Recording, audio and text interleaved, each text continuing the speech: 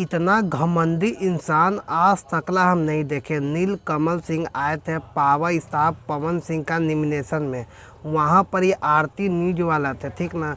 उनको नीलकमल सिंह से बोलते हैं कि एक इंटरव्यू के लिए नीलकमल सिंह इतना घमंड में रहते हैं कि मत पूछिए।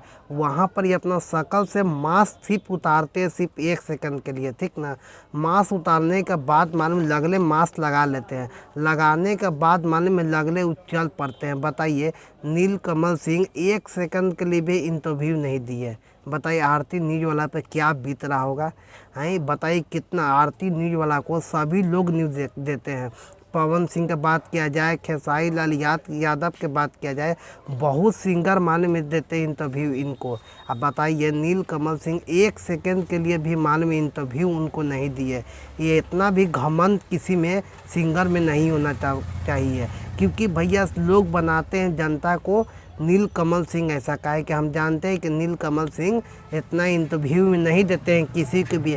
देखा जाए तो हॉलीवुड के शाहरुख खान, सलमान खान, इतने बड़े बड़े हॉलीवुड के सुपरस्टार है, बाकी वो लोग इंटरव्यू देते हैं। बाकी नीलकमल सिंह बोलेगा नहीं, हम तो इंटरव्यू नहीं देंगे। सिर्फ गाड़ी रोकते हैं, शीशा तकला नहीं खोलते हैं नीलकमल सिंह। आरती न्यूज वाला के एक ठो भी वैल्यू नहीं देते हैं।